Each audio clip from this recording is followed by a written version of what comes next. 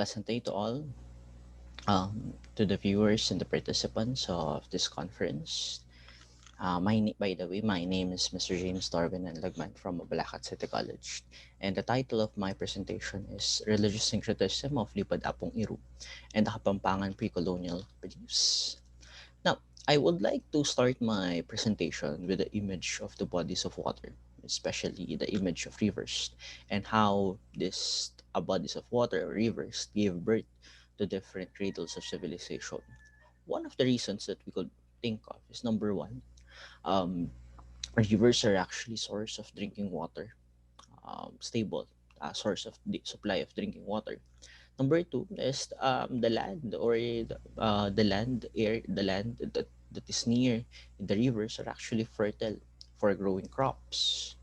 Number three would be rivers is a source of irrigation for crops, which again a stable supply for watering the plants. The next one will be rivers are actually source of food. Could hunt fish and other animals that lives near the river.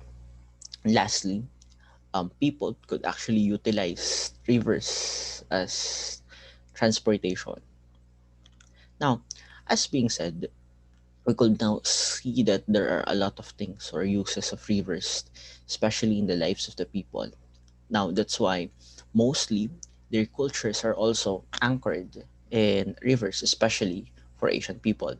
Now, for the next or the following slides, I'll be discussing the spiritual significance or the cultural significance of rivers in the Asian perspective of people.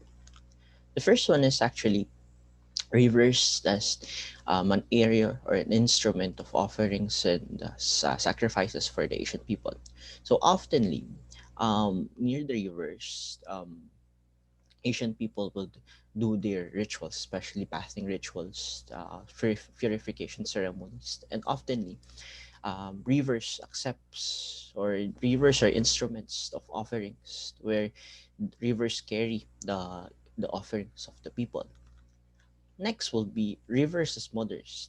In the Hindu tradition, we could see they referred as or they venerate rivers as mothers. Like mothers, they have two sides. So the pleasant and unpleasant. So they don't want to see the unpleasant side of a mother, of course. Now, what they do oftenly is they do rituals. So of course, when the river is unpleasant, it means it's destructive. It causes destruction for properties with their floods and currents. So what they do is actually people would do rituals that will pacify the rivers. So in Hindu tradition also, mothers are source of purity, source of cleansing in a sense. Next one will be rivers as instruments of cleansing. In Asians, rivers are actually associated in bath or cleansing the sins. So for in Ganges River, one of the practices there is actually they washed away moral dirt of people. Next one is rivers as part of pilgrimage. So we could see that because of the figure of the river, could see that Asian people actually see it as part of their pilgrimage or their travel. Next one is rivers as part or a path to heaven. As in the Sanskrit, they view rivers as actually flowing ladders to heaven. So they also see rivers as actually sacred bridge or divine bridge going to divine. So basically, they see rivers as a connection to the divine. So they make use rivers as instruments in connection to divine, especially to their deities. Now, to see this in concrete concepts, I have listed and surveyed a few of the traditions of or festivals of the people.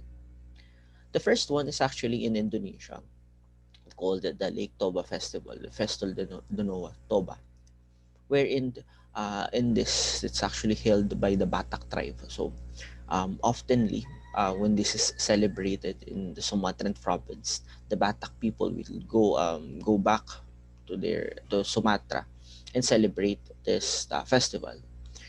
This is also an opportunity for the Batak people to gather and be with their families. Often, this celebration is celebrated in cultural events, cultural performance, and also for in sports.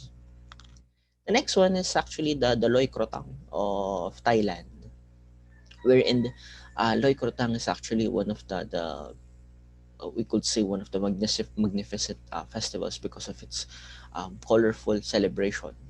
So, um, one of the origins of Loi Krathong is actually a thanking the goddess of water in the year and abundant supply of their and also an apology for the pollution created by the people because they have polluted the river, so they're asking for apologies for the goddess of water. Some also believe that actually the celebration actually entails also floating of lotus crotons. The symbolism of floating away of that crotons or that lotus is actually a symbolism of flowing away or uh, um, floating away your grudges, your angers, anything that is actually negative in a sense. So it's a restart in a sense of your feelings of all negativity. The next one is actually a festival from Myanmar, it's the Pagoda Festival, which is actually celebrated with the pilgrimage of Buddha, the image of Buddha. So the Burmese people would actually um, travel the images of Buddha in the Inlay Lake throughout the 18 days of that festival. And in the Philippines, we have actually Libad Apung Iru, where it's celebrated in Pampanga, where in consequently Pampanga actually literally means river or side of the river because of the abundant or apparent observation of numbers of rivers and river banks in the province. So, Libad Apung Iru is actually a fluvial festival in honor to the image of Saint Peter, or locally named Apung Iru. It's celebrated in June 28 and culminates in June 29.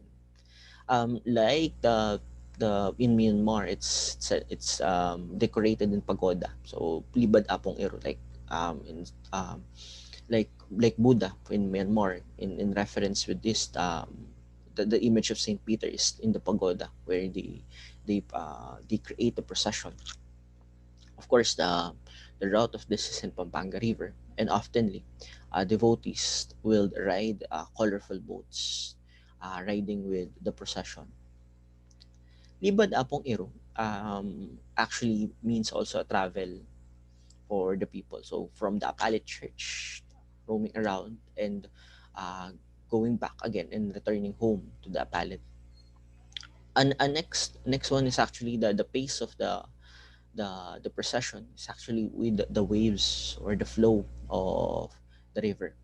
The next one of the uh, observable things that we could see in the Libad Apong Iru is actually throwing of food near the river.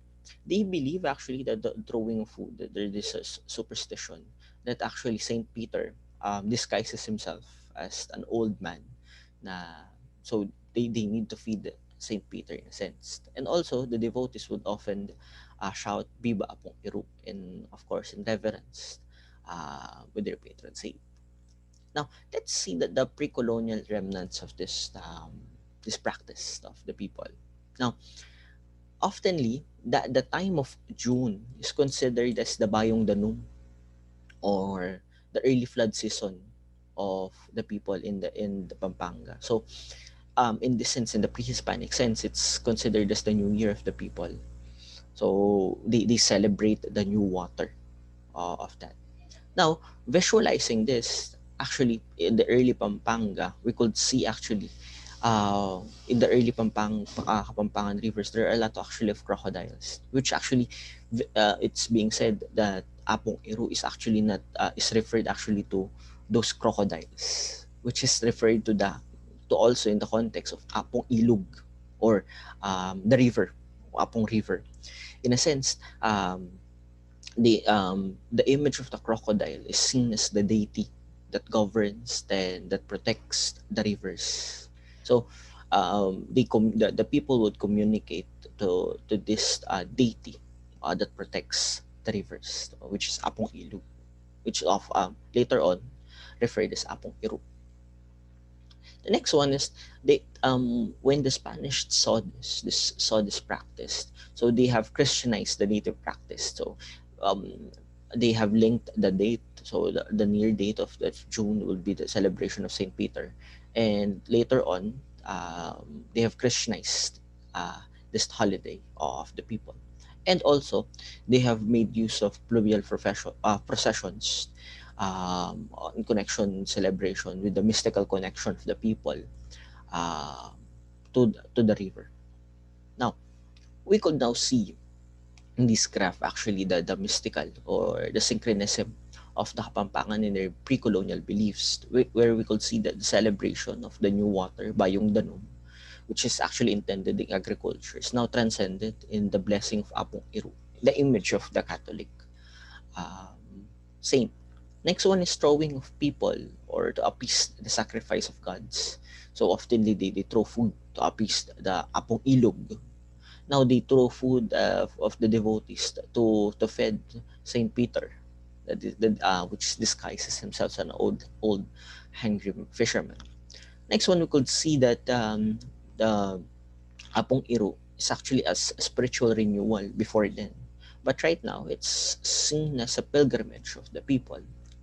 And lastly, we could see Apong Iru, the image of Apong Iru as the pre-colonial image of Bapang Dapo or Apong Ilog, while in the Christian beliefs, it's the image of Saint Peter, the Catholic image right now.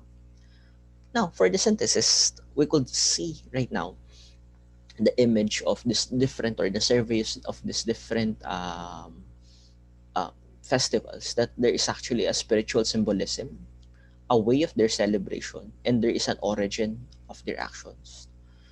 Now, we could see this in the connection or the Asian perspective in a sense. So as we have discussed in the first part, we could see that there is a connection in terms of the Asian perspective of people.